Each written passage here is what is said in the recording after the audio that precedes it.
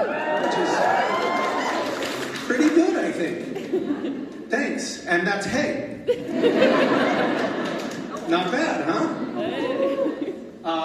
I'm not going to say that I'm fluent yet, but I'm close. I just have to learn a few more words.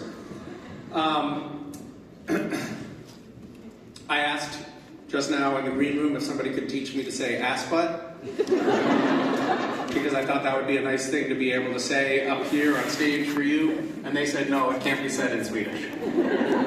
Is that true? What? Watch your mouth. Let me try again. Say it again. And one at a time. You, sir. Room what? Room. Like rump. Room. Okay. Room ansikter. But face. But that's not right. Ass butt. This is, I don't think that you're good translators. Because that's ass face. And that's very different from ass butt. In English, butt, this is butt. Excuse me?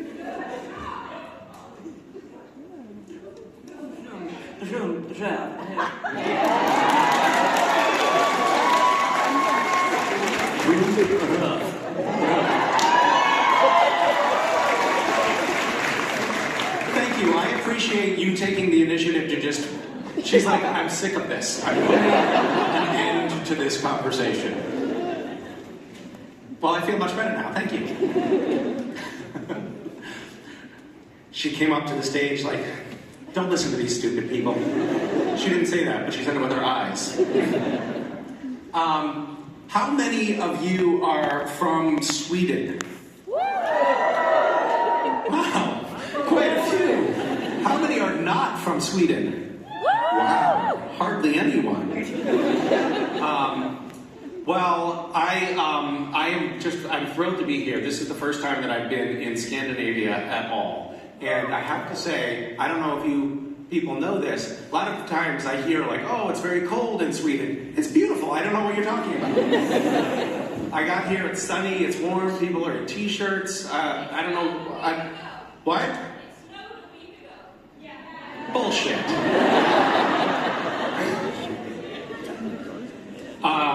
I spent a few days in Norway, which is also very beautiful. I don't know if you've heard about these fjords.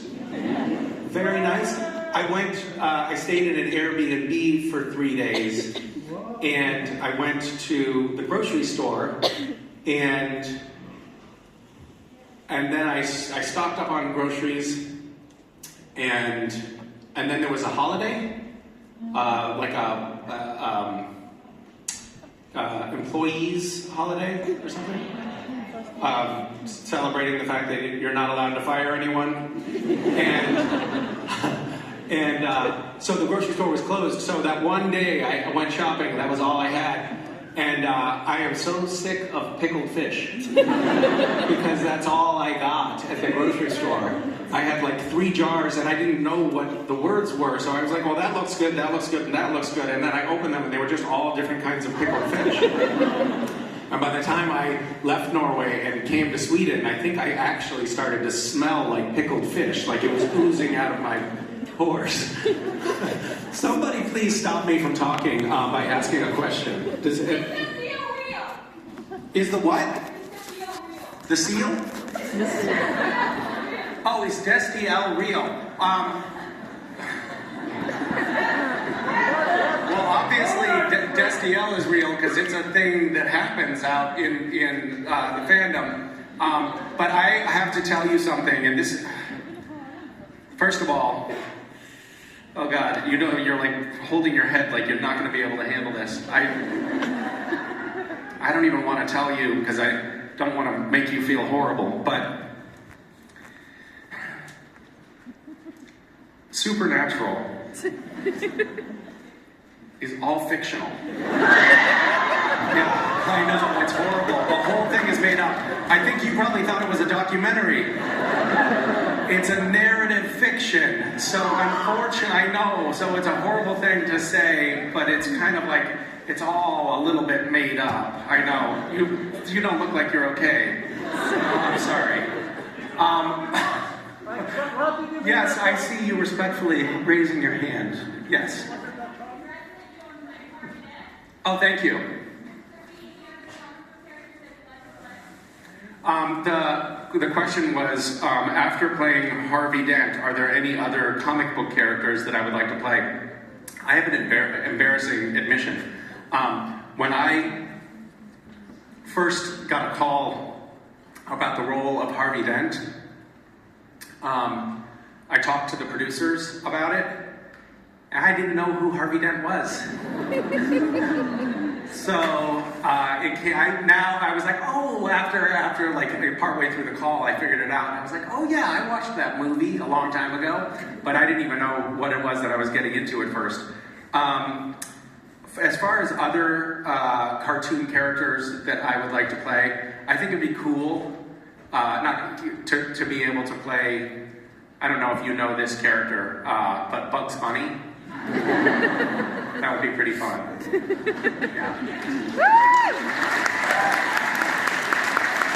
Do we have another microphone that the audience members could ask questions at?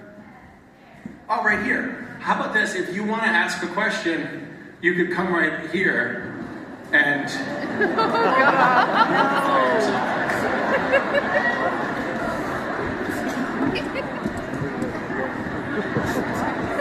Yes.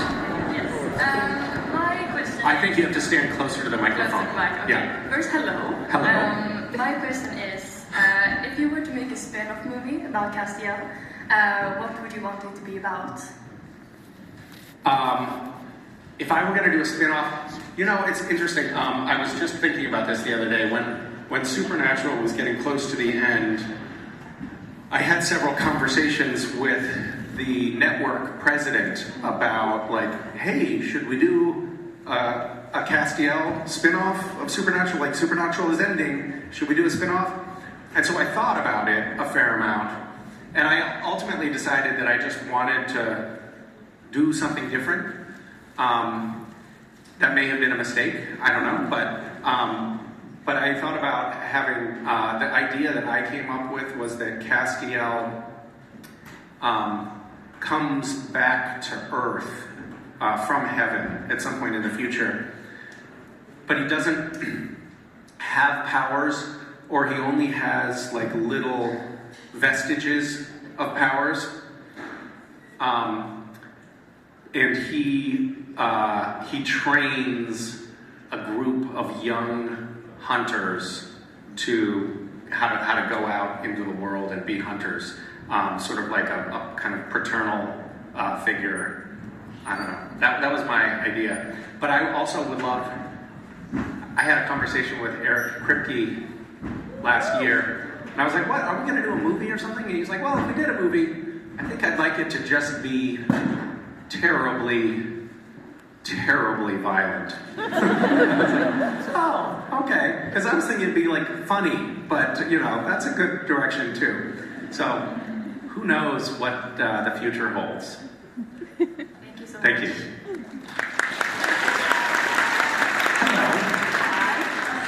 I have a question about Gish, or Gishber. Okay. The hunt was many things to a lot of people. It's fun, weird, heartwarming.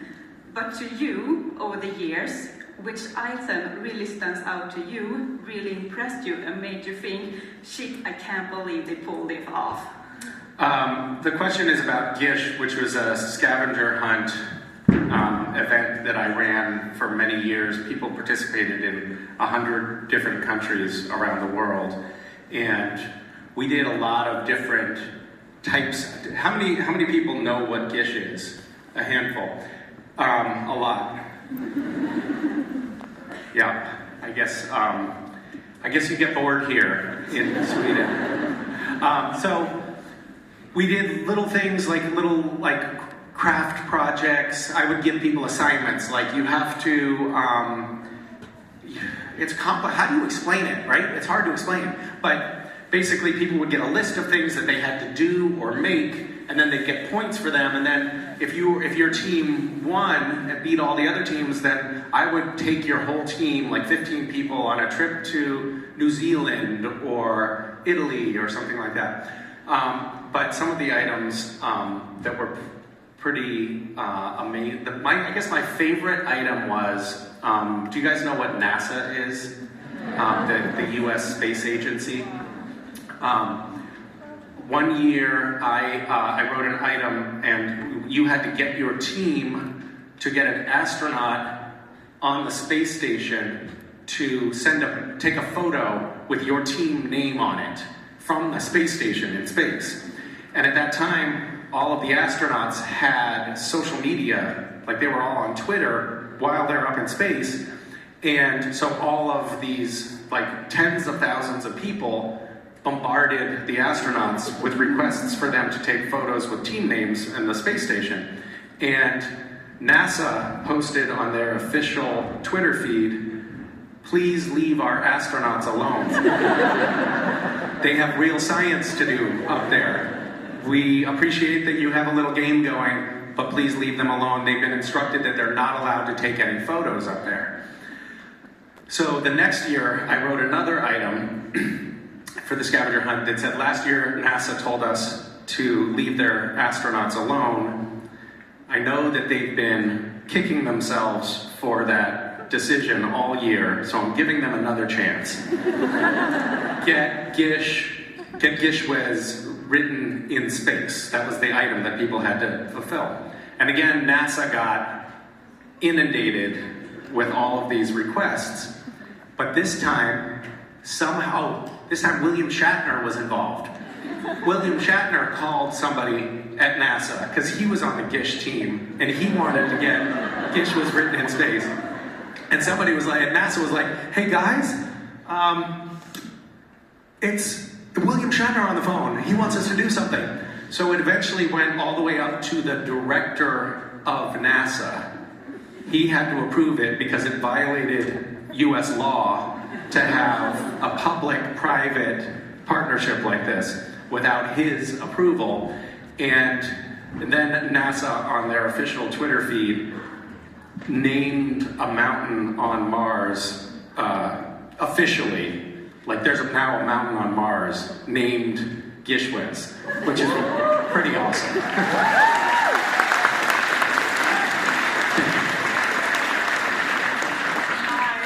Hi, I like your wardrobe. Thank you. It's my grandpa's. It's your grandpa's? Yeah. Really? Yeah. So does your grandfather just walk around looking like that? That looks like exactly like the Castiel raincoat. Yeah. It's very good. It's he's very stylish. Yeah, obviously. Yeah.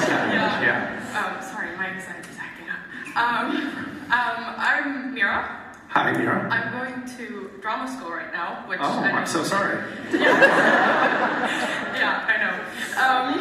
I just wanted to ask you, as a maybe future actor, do you think that drama school had any real influence on you? Do you think that I'm maybe a future actor?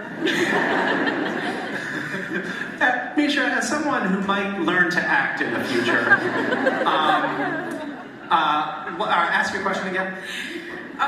I just wanted to know if you think that drama school actually had any influence on your acting. Well, I didn't really go to drama school, so no. I took a few classes here and there.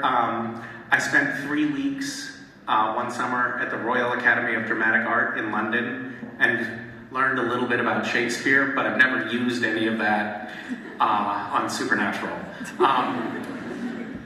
Drama school, I think if you go to a really good program and really work on it, it can be useful. It is, I think generally speaking, you actually just learn by doing it.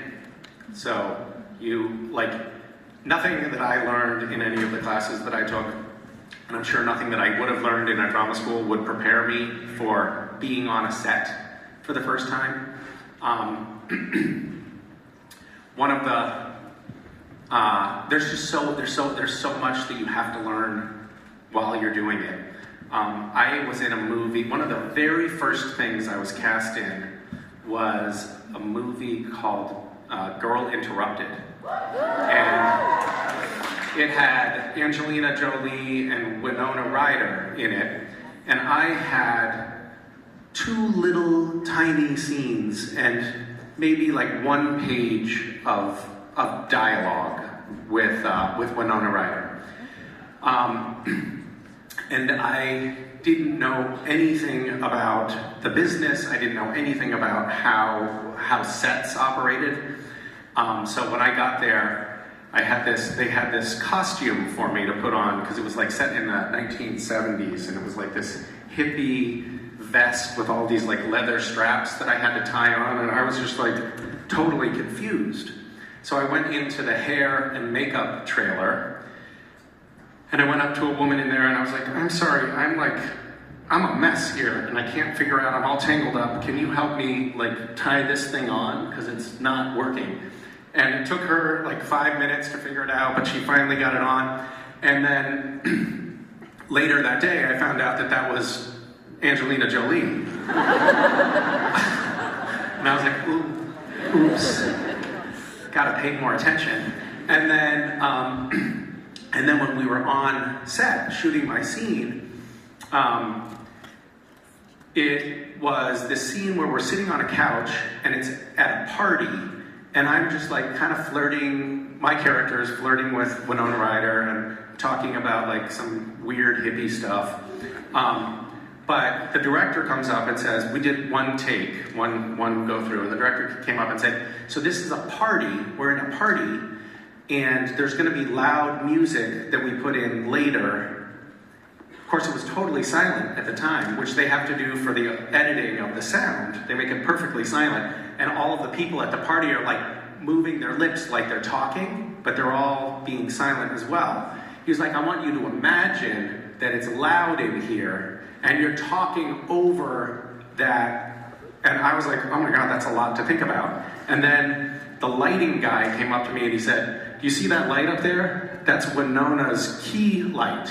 I've never heard of a key light before. And he was like, so you want to stay out of that key light? And I was like, okay, I don't know how to stay out of a light. Like, I didn't even know what he was talking about. What he meant was, don't cast a shadow on Winona's face. But I didn't know that. And then the sound, the boom operator came over and he was like, hey, would you do me a favor, and when you're talking, just make sure that your face is pointed in this direction, because if you turn that way, then the sound, I can't pick it up with the microphone because it goes into the camera frame. And then the camera guy came up to me and he was like, hey, so when we go do another take, just do me a favor, don't lean so much to the side, because I have a very specific focus mark for you. I didn't know what a focus mark was. And so all of these people are saying all of these things to me that were like in a foreign language, and I was like, and then I couldn't remember my lines, because now I'm trying to figure out, like, what the fuck is a key light? And so we had to do take after take after take, and now Angelina Jolie is coming in at the end of this scene. Every time she comes in, and like we're 5 or 6 takes in, and she comes in and she's like, what the fuck is the problem in here? And so now I'm like, the woman that I thought was working on the show, turns out to be Angelina Jolie, is now pissed at me, and Winona is frustrated, and the director's like, oh God. And then the director comes up and he's like, just forget about trying to be loud, I don't know, just try to say the lines right. But the point is, like, your first experiences on set, there's so much to learn that you could never learn that. They can never really teach all of that high pressure stuff in a school. So my feeling is, it's best if you can to just find a way to work your way onto a stage or onto a set. That's where I think most of the work gets done. It's also easier to get work when you're young. The older you get, the harder it gets. And I don't know how helpful drama school is, honestly. Very few of the people that I know in the film and TV business who are successful came up through drama school. Very few. But I'm not saying None. I actually have a handful of friends who went to serious drama programs and have had very successful careers for it. So it's find the thing that's right for you, for sure.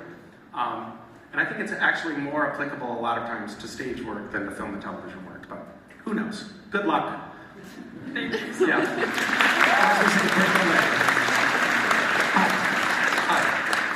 So I think most people can agree that there's a tiny smidge, or a little bit of between you and Jensen Ackles' character, a tiny bit of homoeroticism, possibly. And my question is, if you and Jensen ever discussed overhanging themes, or if you ever talked about your character's interactions and how you wanted it to go. I think that certainly yes. We early on, there was these sort of stages with that dynamic in the relationship, and at first, there was no consciousness of that dynamic being in there at all. I think that was something that wasn't there for the first couple of years, but in our minds, not to say it wasn't there in the fandom's mind, but there was homoerotic fiction that was written about the two brothers before I got there, which is a little weird. But then my character came in, and then that started to happen with my character, and we became aware of that, I don't know, fairly early on. And then I think the writers started sort of making little wink and nod overtures to that in the fandom as a way of I think in their minds being playful, kind of. And I don't know to what extent Jensen and I were doing the same thing. Sometimes we just joked about it. We had outtakes that never made it to film that were very homoerotic. But we knew that wouldn't make it to the final cut. But there was, as the characters evolved and as time went on, I think that we both played to that a little bit more, and I think we kept it subtle enough that it could be read in many different ways. But then I had a conversation with Bob Behrens, who was one of our producers and writers on the show, and he said, Misha, I talked to Andrew Dabb, who was the showrunner at the time, about this idea for Castiel's end on the show. And if you haven't seen the ending of the show, you shouldn't be here. So I had a conversation with him, and he said that he had a conversation with Andrew about what his idea was for Castiel's final scene. And it was like a declaration of love, and not hey bro, I love you, but love. And I was like, really? And he had said, and Andrew said, he's okay with this. And I was like, really? I never thought in a million years that the show would canonically go there. I didn't think that we would ever actually put that into the story of the show. I thought it was always going to be this subtle, maybe we're suggesting it, but we're not actually going to acknowledge it. And the fact that, Bob Behrens said, I was going to leave the show, he was going to leave the show, but if we could have that be the final scene, he would stay for one more season to just make sure that happened. And as we worked toward that culmination of Castiel's character, I had several conversations with Jensen about it, and we talked that through, and I was really glad that they allowed us to do that with the character, and it felt very meaningful to me. I know that people loved the show, and they got related to the characters, and it was a lot of, fans come up and say like, oh, this has like been really meaningful to me, or got me through a hard time, or whatever. And I'm always like, yeah, bullshit. But when Bob Behrens said to me, like, that could be the culminating moment for Castiel, that felt meaningful to me. I was like, oh, well, this actually finally feels like we're doing something that could be impactful and meaningful for a lot of people, and it was meaningful to me. I think that show was very like macho, heteronormative for many years, and like a show about like two, basically redneck Americans who like guns and cars. If their third wheel could be like, hey, I'm gay and I love you, there's no way anyone involved in the show would have ever imagined that could have been possible at the beginning of the show.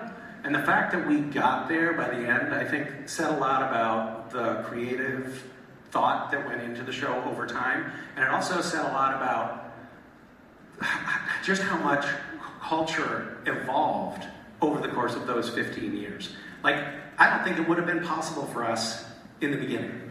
I think some network or studio executive would have said, no, we can't do that. I remember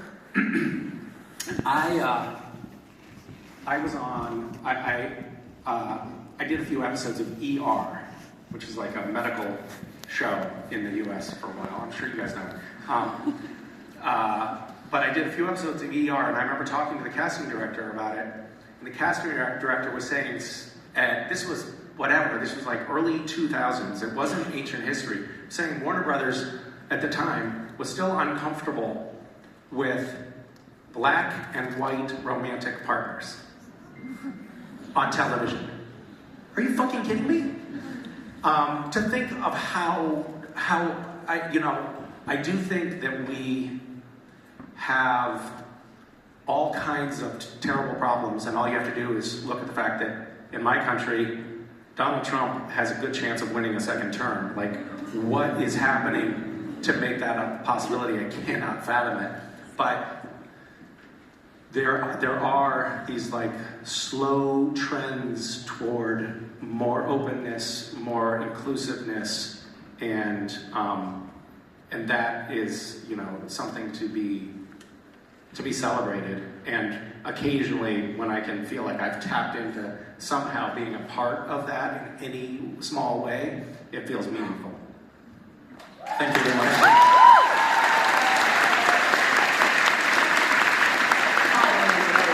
Hi, nice to meet you. I have a question regarding Supernatural and you going from a You've lead come actor. to the right place. Yes. Being a lead actor and then actually directing an episode, which I think you did in season 9. That's right. Correct. How was that transition? Did you want to do it? Were you asked? And how was that? I wanted to do it, and I was a little bit nervous about doing it because I knew that Jared and Jensen were going to fuck with me. And they did. I have to say, this is a terrible thing to admit, but right at the beginning of my episode, it turned out, when you're filming, there's no excuse to not come to work. Like, you always have to come to work. You could be like, hey, I was shot on the way to work today, and I'm bleeding out. And they're like, that's okay, we can cover that up. We'll just frame up here. It's fine. I had my daughter, I told production on Supernatural, I was like, my daughter is going to be born around September 25th. This was 6 months in advance. So please do not write me heavy around then. I don't put me in a lot of scenes. And then the script came out for the episode that we were going to be filming on September 25th, and I was in every scene. And I was like, what are you guys doing? And they're like, it'll be fine. And I said, but I told you in advance, and I'm not missing my daughter's birth. I'm going to be at the birth. And then my wife went into labor, and I called production. I was supposed to come into work that morning, and I was like, I'm sorry, but my wife's in labor, and I'm not coming. And they were like, what? And I was like, I told you this was going to happen. And they were like, okay, it's fine. We'll shuffle the schedule around. And then they called back 2 hours later and they're like, has the baby been born yet? Can you come in now? I got really sick. This is a total tangent, but I got sick with food poisoning while we were filming the Leviathan Taking Over cast, where I had like ooze coming out of my eyes and my mouth and my ears.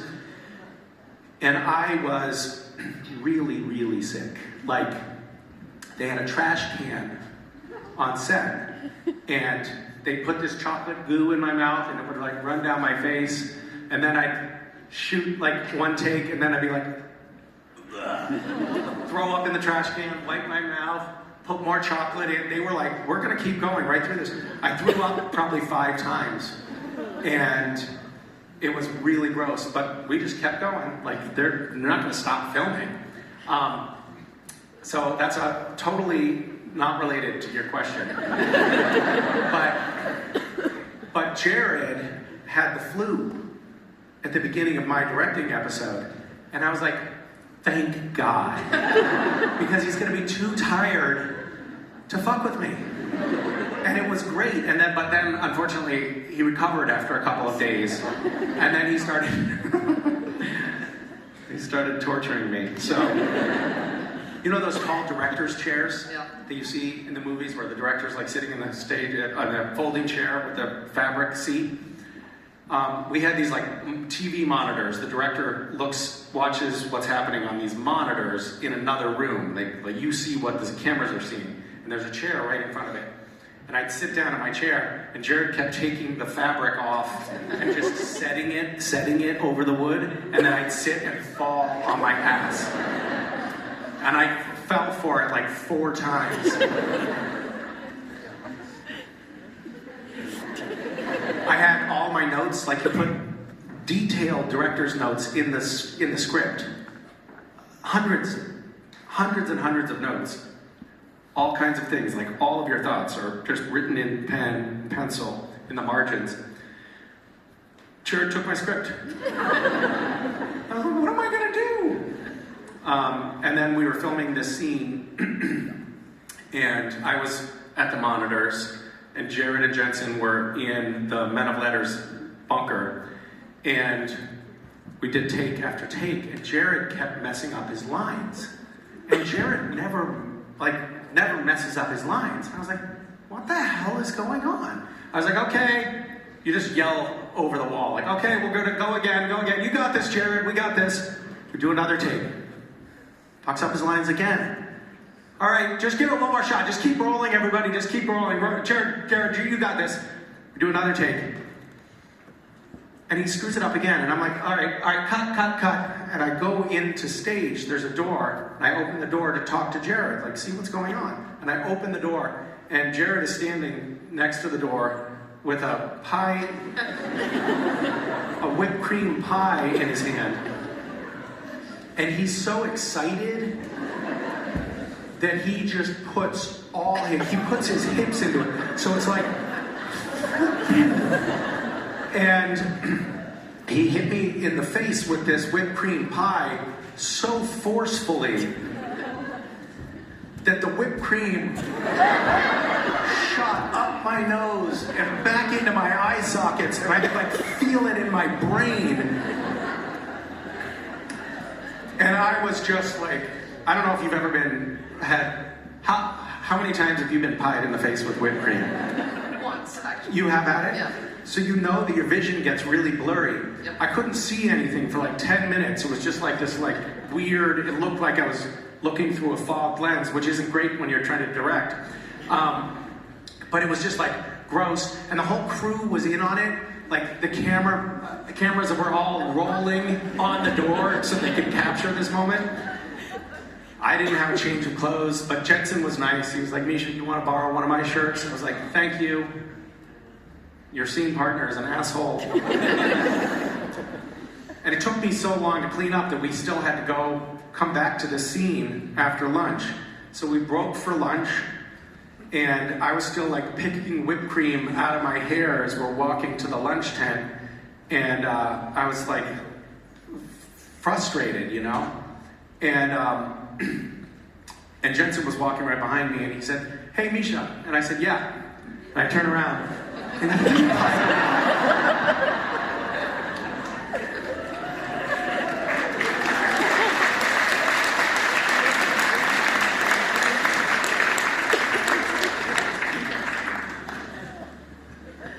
challenging, you know. It's funny, like, just reminiscing and telling the stories, I realized that I might have a lawsuit on my hands. I think that that's workplace abuse. Thank you.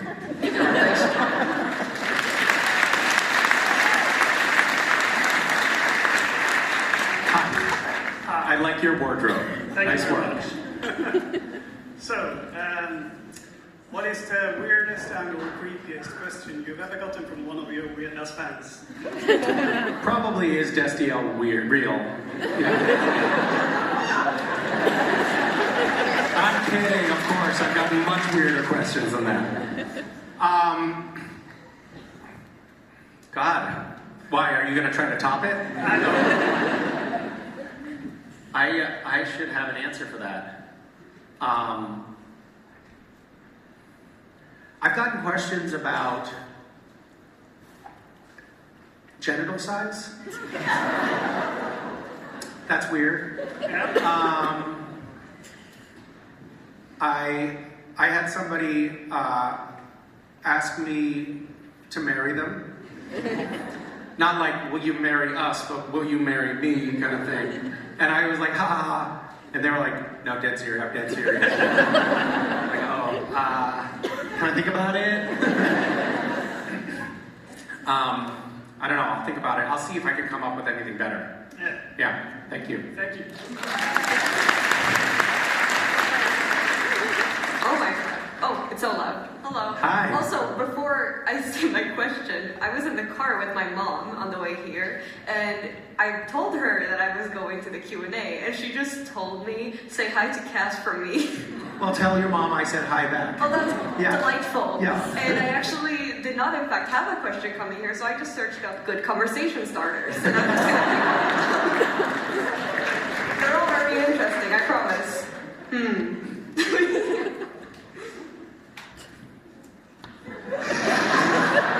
This is taking a while. They're all really weird. I mean, I think that...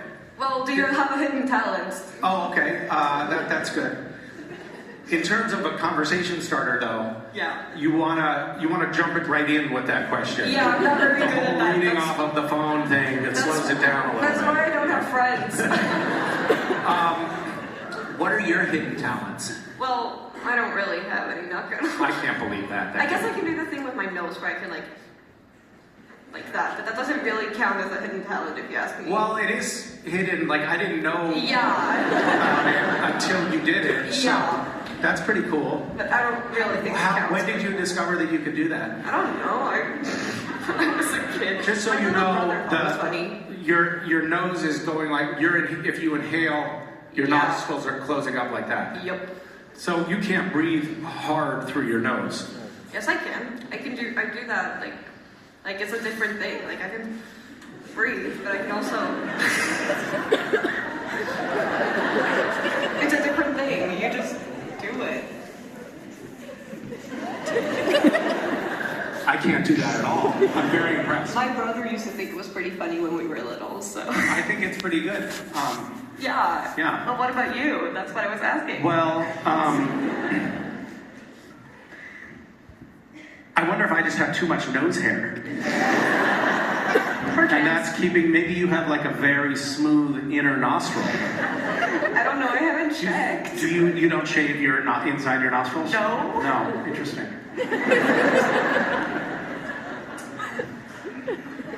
Do you think that your mom would have guessed that we would be talking about your nostrils? No, she's gonna be really fucking And not just for a short period of time, but actually No. it's quite I don't even know what I'm doing lengthy. here. We're talking a lot about your nose. Yeah, discussing it in detail. Interesting.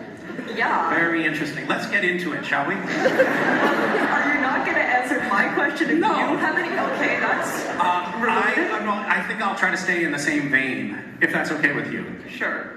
Of like things I can do with my face. Yeah, sure.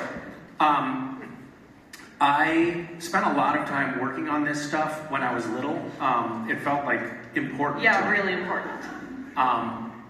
I saw somebody make a flower out of their tongue. Oh yeah, my friends could do that. You have friends that can do this? Yeah, I cannot do that. Well, that's how I felt first too. But if you stick with it, I can't even whistle. maybe go to drama school for it or something. That's a great idea. Here, can I demonstrate for you? Of course. Because I don't want you to think that I'm just saying I can do it, but really I can't. Yeah. Do it. Okay.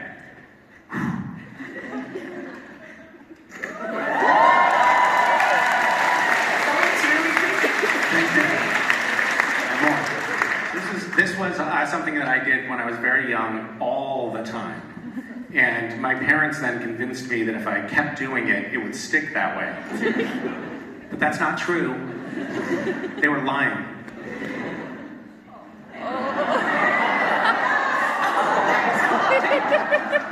Yeah. That's also creepy. Thank you. Try doing those at once at a party. Thank you.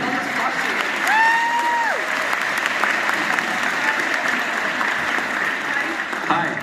Before I ask my question, I have a tradition. I give the guest I like a Swedish candy. Oh, thank you. Is this like on an airplane where I'm supposed to take one, or the basket as well? I'll eat these and then I'll bring the basket back to you. Thank you. That's very nice.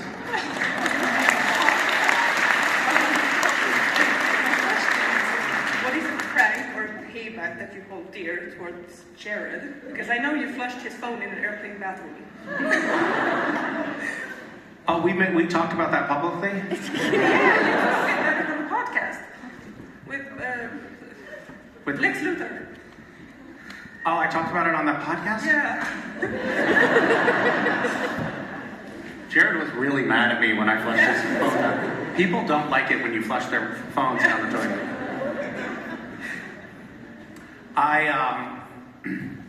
We were on this flight, and I went to the bathroom, and Jared opened the door while I was in the bathroom and took a picture of me. So I flushed his phone down the toilet.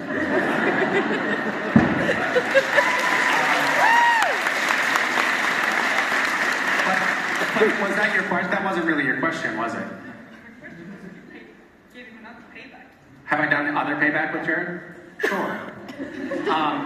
We had all kinds of like escalating pranks with each other that got worse and worse. And I'll give you an example. So there was this, what do you recommend I try, by the way? What's this? Licorice? It's a magnet? Oh, I don't need that right now.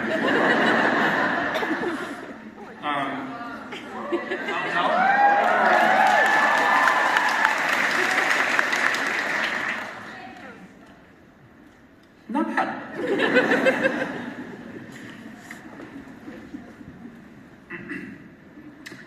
I'm highly allergic to gluten. There's no gluten in this. No, I'm kidding.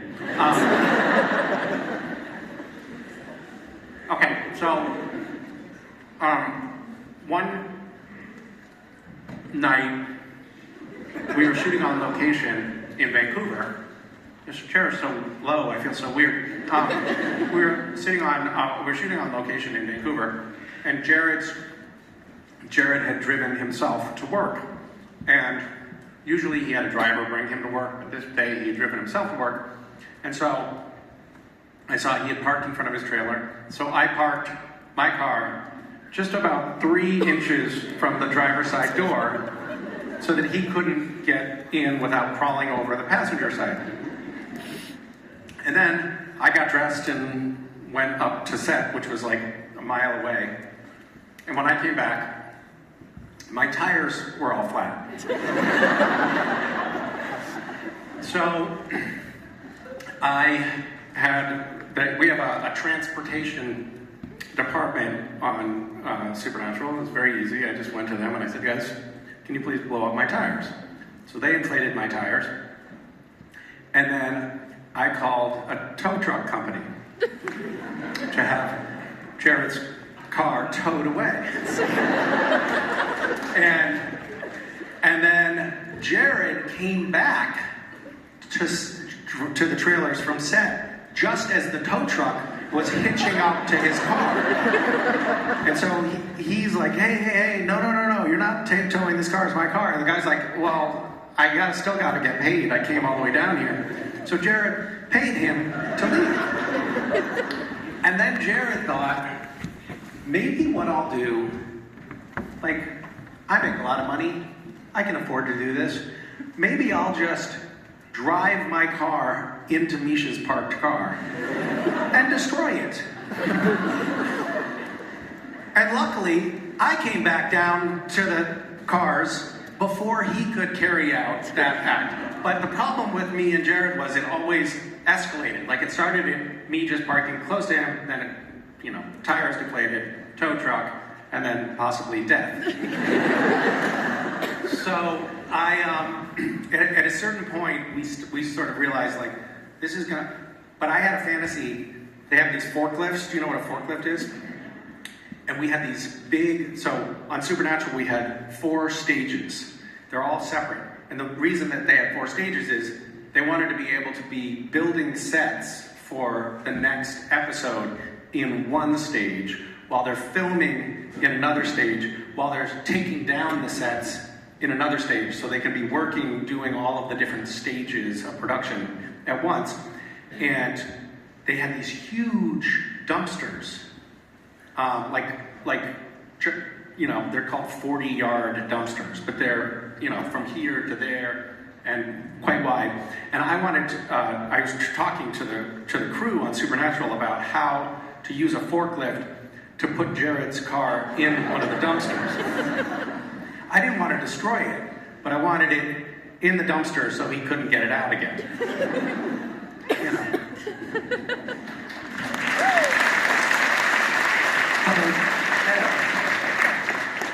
My name is Robert. Hello. Hello. And in Supernatural, there is a lot of research doing for making potions and stuff, and Crowley and the Castiel are zip-zopping around all over the place and thinking to get some holy oil or something. But they are never coming to Sweden to do that. And why? They're never doing what? Coming to Sweden to getting a potion or a holy book or something. And in Sweden, I don't know if you know this, but we actually have the world's biggest archive of the unexplained here in Sweden. And it would have been cool if they worked that in the story. So I guess my question is, why did we ignore Sweden? Why did no one ever think about it? Why did the writers of Supernatural hate Sweden so much? Exactly. Why this kind of prejudice? Yeah. There's the archive of the unknown? Yeah, the world's biggest. Probably the world's only. Maybe. What the fuck is that? It's an archive for everything Supernatural. Mostly UFO stuff, but everything. UFO stuff, okay. But not only that. Okay. Ghosts and stuff like that. What kind of, is it a museum? No, not really. It's an archive. It's enthusiasts for Supernatural that collect all this stuff. Oh, I see. That sounds quite boring. Is it, is that something that you can go, where is it? Oh, it's in the south of Sweden. I don't remember. Okay, I'm not going to go then. We have a ghost museum as well. A ghost museum? Yeah. That is the biggest scam I've ever heard. What a great idea. You can bring people in. It's like, yes, it's 20 kroner. What is that Swedish? Crowns. 20 crowns. 500 crowns. 500 crowns. Please come in. Do you see the ghost? Oh, you don't see it? I see it. You don't see it? I'm sorry. You have to be kind of special to be able to see the ghosts.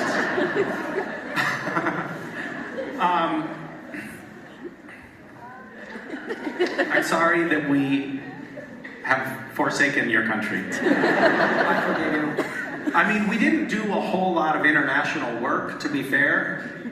The British men of letters, I guess we had, and we went to Israel at some point, and Egypt. Scotland, I think. We went to Scotland. Well, I we think talked so. about Scotland because Didn't Crowley? Rowena and Crowley were Scottish or something, supposedly, although, whatever. Accents are kind of all over the map. But yeah, that was an oversight, and I'm sorry. Yeah. Maybe we should, when we do the movie, we should just set it in Sweden. I think it's a great idea. Okay, bye. Hi. Hi, you're gonna ask a question together. Yeah. Okay. We've heard about a certain close-up and a slow wedgie. Care to tell us? A close-up and a slow wedgie? Yes. What are we talking about? We've heard about when you see.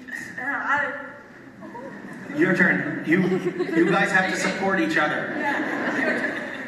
Yep. We've heard about you were shooting a scene, and I believe Jared came up and did a slow wedgie on you when you had a close-up. And you were supposed to be very serious.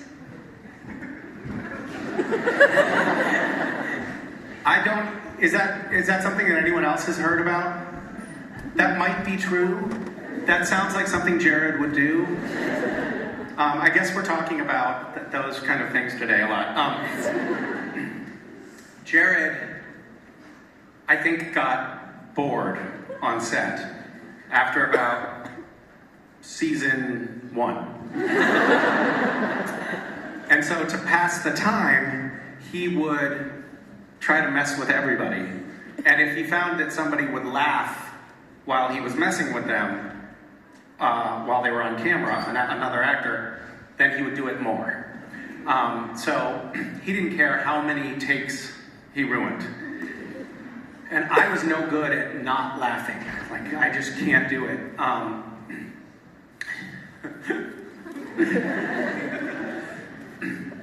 We have there's a guy whose job it is to push the camera on, it's called dolly operator, and we call it a dolly, and the dolly has the cameraman and the focus puller and the camera on it, and somebody can push it along so that the camera can move in the scene like this.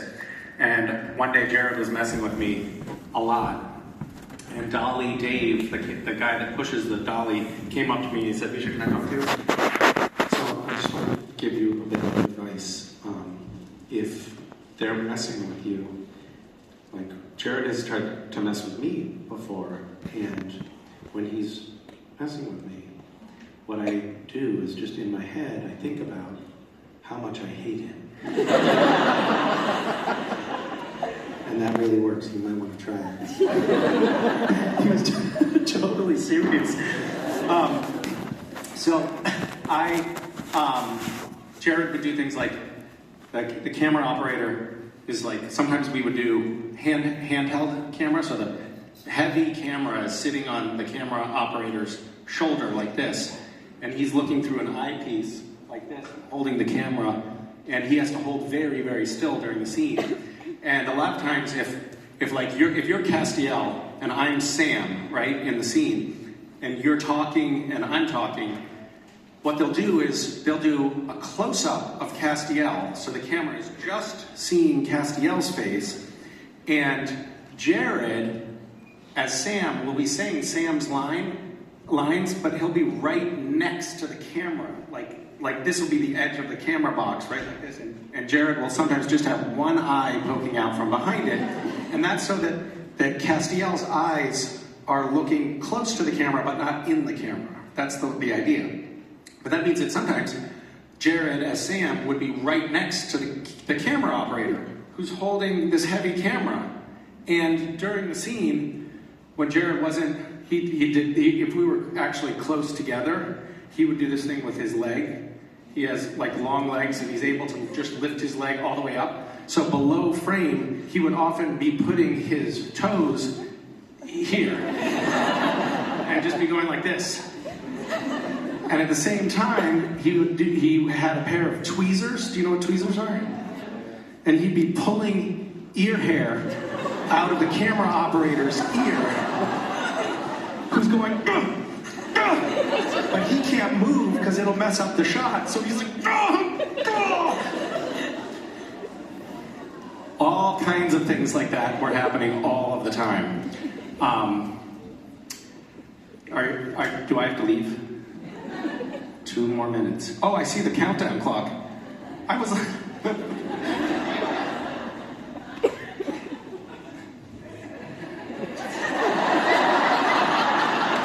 I have been standing up here looking at these numbers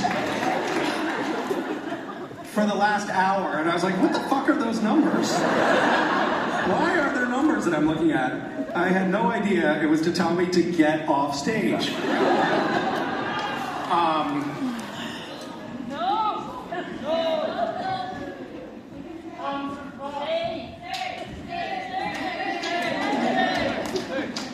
Oh, okay.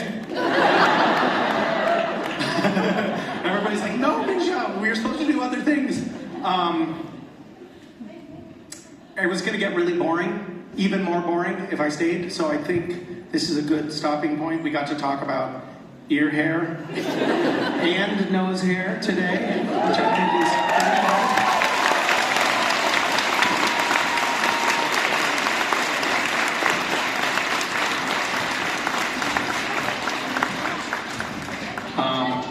Thank you all for your hospitality, and I'm so thrilled to be in this beautiful country, and I would love to come back. Thank you.